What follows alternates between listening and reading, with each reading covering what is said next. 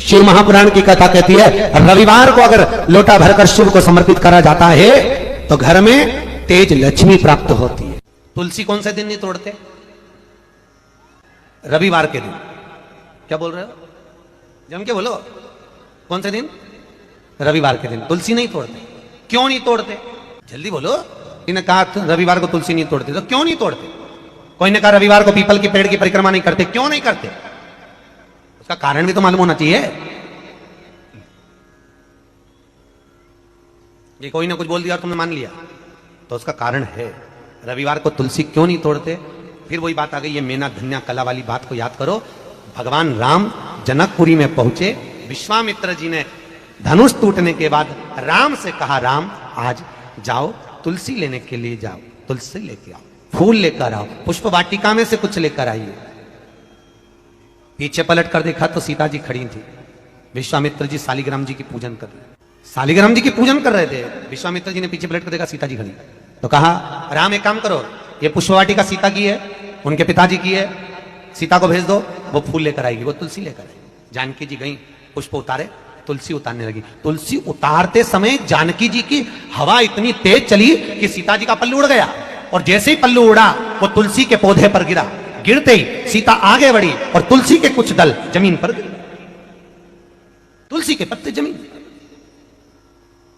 अब तुलसी के पत्ते जब जमीन पर गिरे, सीता जी तुलसी के दल लेकर फूल लेकर विश्वामित्र जी के पास में आई, राम जी को दिया, राम जी ने विश्वामित्र जी को दिया। विश्वामित्र जी ने तुलसी के दल लेकर भगवान शालिग्राम को चढ़ाने लगे। इतनी देर में तुलसी के दल गीले हो गए, महाराज गीले। शालिग्राम जी ने हाथ में तुलसी के पत्तों को लेकर पूछा, ए तुलसा मां ये बताओ कि तुम रो क्यों रही हो? तुलसा कहती है शालिग्राम जी को देखकर, शालिग्राम भगवान के ऊपर मुझे मत चढ़ाना। विश्वामित्र जी, जानकी जी तुलसा लेकर आ रही थी, हम एक साथ पली, एक साथ बड़ी हुई, एक साथ एक पौधे में लगी हुई थी, पर सीता के पल्लू से हमारी कुछ बहनें, कुछ दल जमीन पर गिर गए, इसलिए हमें रुदन आ रहा है। वो भी तो शालिग्राम जी के लिए तरस रहे थे। विश्वामित्र जी ने कहा, जानकी तुम्हारे साड़ी के पल्लू से तुलसी के दल आज नीचे गिरे हैं, इसलिए आज मैं तुलसी शालिग्राम को समर्पित नहीं करूंगा। वो दिन था रविवार का, इसलिए रविवार के दिन तुलसा नहीं तोड़ी जाती है। शिव पंचायत के दो देव ऐसे हैं जिनको रोज जल चढ़ाया जाता है, एक सूर्य नारायण और दूसरे मेरे देवाधिदेव महादेव। दोनों पर जल रोज चढ़ता है प्रतिदिन। शिव पंचायत में गुड़, चावल, लाल फूल और लाल मिर्ची के 11 दाने पानी के कलश में तांबे के लोटे में लेकर हाथ को ऊंचा कर कर नेत्र, नासिका, वक्षस्थल के सम्मुख में जो सूर्य नारायण को अर्घ देता है, जल चढ़ाता है। पर जो सूर्य को अर्घ रविवार के दिन दे देता है, अगले रविवार तक पैसे की आवक आना प्रारंभ हो जाती है। जो आज तक फोन नहीं उठाता वो फोन। पहले भी कथा में कहा, परसों की कथा में कहा कि लक्ष्मी जी अपने पास का अगर कोई सामग्री शिव जी को चढ़ा देती तो शंकर प्रसन्न हो जाते, पर लक्ष्मी जी ने करा क्या? जल भी लाई तो पार्वती की यहां से लाई। लक्ष्मी जी अगर जल लेकर आ रही है तो पार्वती की यहां से लेकर, आपके पास में जो है आप शंकर को वो समर्पित करो। के क्यारे में शंकर का चढ़ा हुआ जल कभी नहीं जाना चाहिए।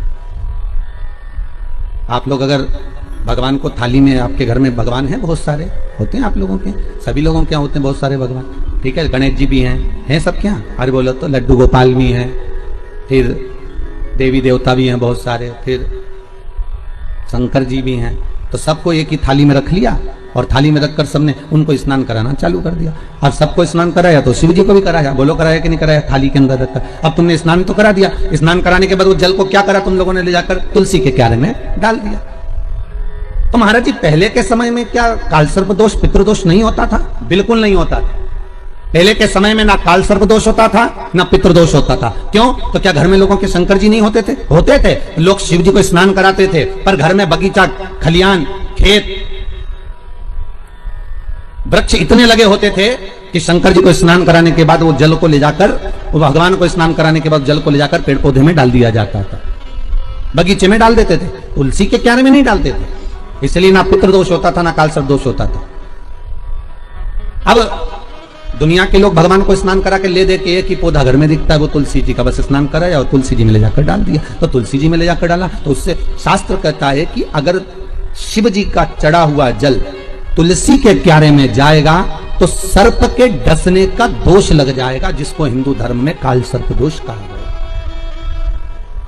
जो काल सर्प दोष,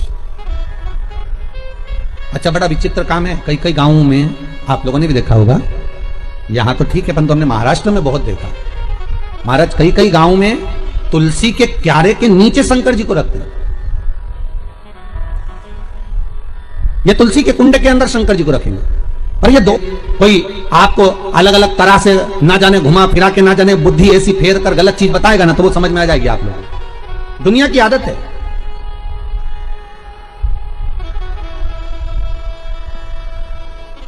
अरे जरा सा गलत देखने पर अश्वत्थामा की बुद्धि फिर सकती है। रात्रि के समय पर अश्वत्थामा बैठे हुए थे,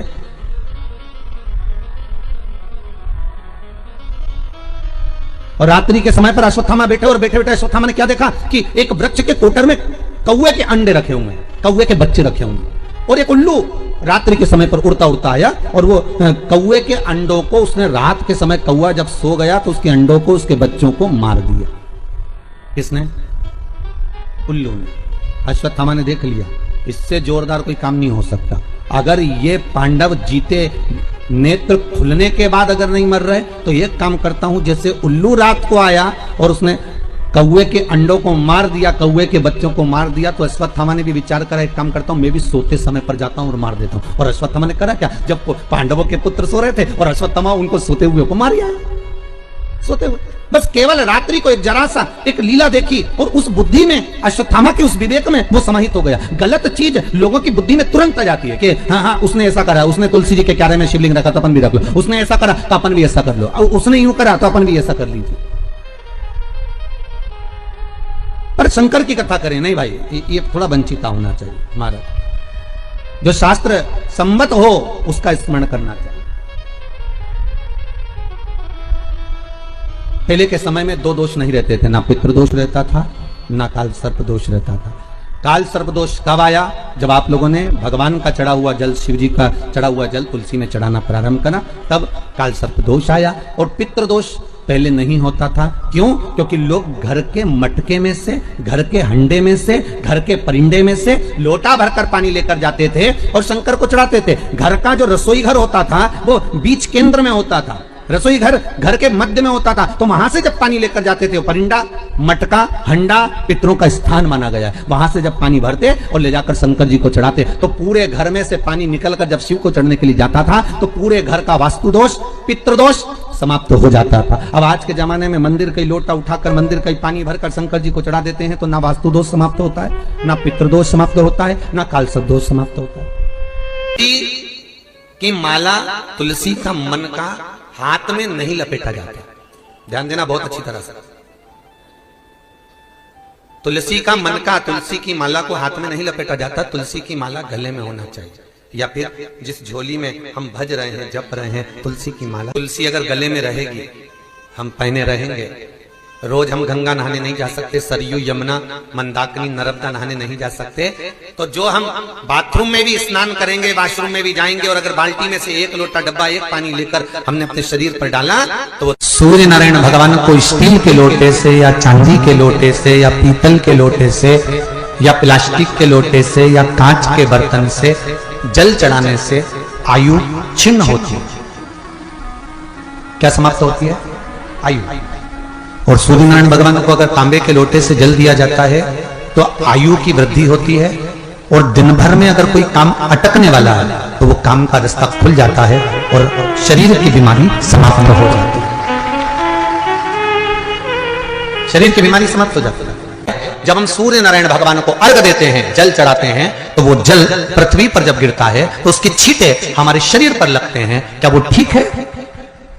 क्या वो श्रेष्ठ है? तो शिव महापुराण की कथा कहती है, जब हम सूर्य को अर्घ देते हैं, सूर्य को जल चढ़ाते हैं, वो पानी जब पृथ्वी पर गिरता है, उसके छींटे हमारे शरीर पर लगते हैं, तो वो श्रेष्ठता का भाव निर्मित करते हैं। वो गलत नहीं हो सकता। कारण अब वो भी समझ लीजिए।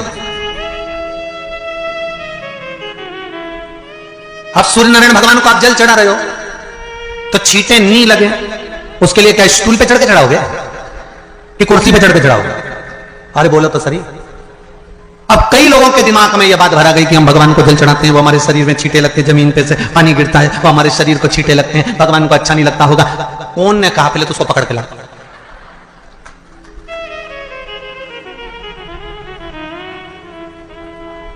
क्योंकि मेरे राम जी महाराज, मेरे भगवान कृष्ण,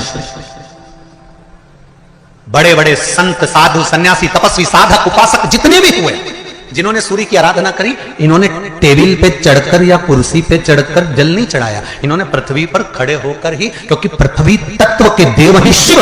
जब हम मृत्यु लोक पर खड़े होकर, पृथ्वी पर खड़े होकर भगवान शंकर का भाग पृथ्वी तत्व को धारण कर कर जल को हाथ में लेकर जब समर्पित करते हैं और जो जल नीचे गिरता है वो शरीर पर अगर लगता है तो हमको उसका आशीर्वाद ही प्राप्त होता है, दोष नहीं लगता। पर लोगों ने इसको विपरीत कर दिया। कि कौन ने विपरीत करा? कई लोगों ने इसको विपरीत कर दिया। कौन ने विपरीत करा? तो जो दूसरे धर्म के लोग होते हैं, जिनको हिंदू धर्म से नफरत होती है और जो हिंदू धर्म की पूजन, सेवा, अर्चना को समाप्त करना चाहते हैं, वो धीरे धीरे धीरे धीरे कहने लगे कि सूर्य को जल चढ़ाओगे तो शरीर में लगेगा, शरीर में लगेगा तो दोष लगेगा। इसको कह कहकर घर घर में सूर्य को जल चढ़ाना लोगों ने बंद कर दिया कि आप जल चढ़ाएंगे तो दोष लगेगा, शरीर पे छींटा लगेगा, शरीर को ऐसा लगेगा। ये दोष नहीं है।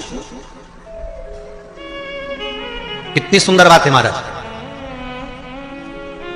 सूर्य नारायण भगवान को जब जल चढ़ाया जाता है, हाथ तुलसी पर लगकर जब शरीर पर आएगा तो सारी नदियों के स्नान का पुण्य इस मनुष्य देह को अपने आप मिल जाएगा। इसलिए तुलसी गले में हो, ऐसी मंजरी बड़ी हो, मंजरी को उतार दिया, शालिग्राम जी को समर्पित कर दिया, ठाकुर जी को चढ़ा दिया। कितना सुंदर कहा है। शंकर जी का नाम लेकर, जैसे आपको कथा में कहा था, बद्रिकाश्रम जाओ तो चने की दाल चढ़ाओ, किसका नाम लेकर? शंकर जी का नाम। केदारनाथ जाओ तो शंकर जी पर घी चढ़ाओ, किसका नाम लेकर? नारायण का नाम लेकर। नारायण का नाम लेकर केदारनाथ में घी चढ़ता है और बद्रीनाथ में शिव का नाम लेकर चने की दाल चढ़ती है। उसी तरह मंजरियों को इकट्ठा कर कर मंजरी 108 मंजरी की माला तैयार कर कर शिव का नाम लेकर जो नारायण के शालिग्राम जी के गले में माला धारण करा देता है, उसकी मनोकामना पूर्ण हो जाती है। वर्ड तो नहीं बोल रहा है तो प्रैक्टिकल जरूर करना। एक गमले में मिट्टी भरी है, उसमें कोई बीज तुमने नहीं लगाया, उस गमले में कोई बीज नहीं है, कोई पौधा नहीं है। तुम एक काम करो कि रोज उस गमले में थोड़ा थोड़ा जल डालना चालू करो। अब तुमने ना तो बीज लगाया, ना उसमें कोई कलम लगाई, ना कोई उसमें डाली लगाई, ना तुमने कुछ लगाया, उसके बाद भी उस गमले के अंदर, उस गमले में जल चढ़ाते चढ़ाते चढ़ाते चढ़ाते एक ना एक पौधा छोटा सा अपने आप अंकुरित हो जाएगा। तुम्हें मालूम नहीं पड़ेगा कि इसमें पौधा कहां से आ गया, इसमें तो बीज नहीं था, इसमें तो कलम ही नहीं थी, इसमें तो कोई पौधा ही नहीं था, फिर आखिर यह पौधा आया कहां से? केवल जल चढ़ाते रहे। उसी तरह शिव महापुराण की कथा कहती है, आप शंकर जी के मंदिर में नित्य प्रति 1 लोटा जल चढ़ाते रहो, आप शंकर जी के दरवाजे पर रोज जाकर 1 लोटा जल समर्पित करते रहो। एक ना एक दिन तुम्हारे भीतर एक विश्वास का पौधा प्रकट होगा, तुम्हारे घर में एक खुशी का पौधा प्रकट होगा, एक आनंद का पौधा प्रकट होगा, और वो खुशी, वो आनंद आपके जीवन को इतना आनंदित कर देगी कि